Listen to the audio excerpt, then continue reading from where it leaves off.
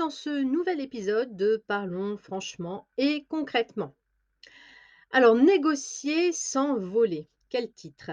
Alors, je suis entrepreneur depuis 2007 maintenant et j'ai connu beaucoup de statuts différents, de business plans différents et tenu la comptabilité de diverses entreprises et associations. Donc, j'ai pratiqué et je pratique encore beaucoup le concept du contenu gratuit, du conseil gratuit, du cadeau, de l'offre exceptionnelle, parce que je suis persuadée que donner vaut beaucoup plus que de recevoir et que c'est plus qu'un concept marketing, c'est une philosophie de vie.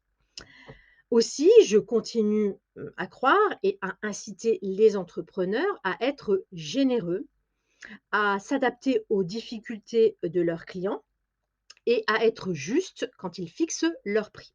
Oui, mais voilà, on va pas se mentir, il y a aussi l'effet inverse, hein, ce que j'appelle la non-reconnaissance de son travail, de la qualité de ce que vous offrez à l'autre. C'est pourquoi je vous invite également à ne pas vous brader, à ne pas minimiser ce que vous apportez. Donc, quantifiez-le et montrez concrètement ce que cela vaut réellement. Donc apprenez à mettre tout simplement le juste prix sur ce que vous vendez. Alors je sais, il y a beaucoup de clients qui sont dans la recherche permanente du tout gratuit, du rabais exceptionnel, de la fameuse bonne affaire et il y a rien de mal à cela, c'est de la négociation, c'est du commerce. Mais j'ai tellement assisté à des négociations exceptionnel, on va dire, vraiment, que je peux vous dire que quand le plus souvent, le client négocie trop le prix, hein, c'est qu'il n'a pas du tout conscience que, ce que vous lui apportez a de la valeur, hein.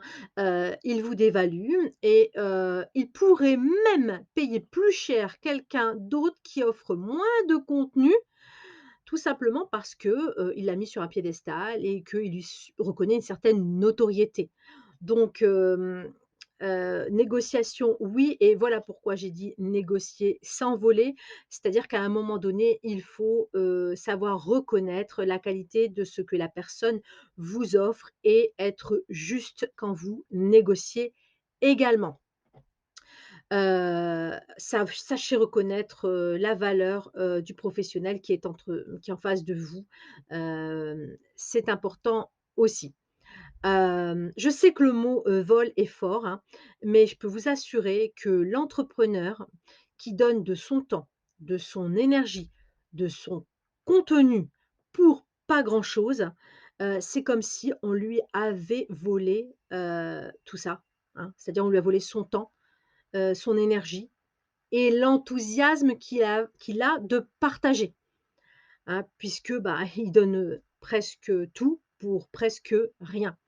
Sa confiance en lui, elle va se diminuer, hein, c'est clair, et il aura plus trop envie, de faire ensuite, des offres, hein.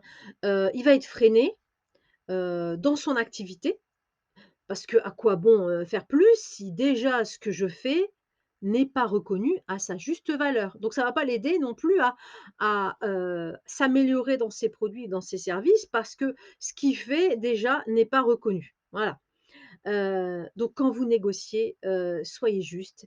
Alors et surtout, quand il s'agit de conseils, quand il s'agit de formation ou d'éducation, vous n'investissez pas, chez l'autre, vous le faites pour vous. Vous vous investissez pour vous et la personne en face de vous, elle ne vous vole pas, même si c'est pas un produit matériel que vous pouvez toucher. Vous c'est pas du produit matériel, OK, mais vous repartez avec quelque chose de plus durable, de plus sûr, de plus réel et utilisable, c'est la science, la connaissance.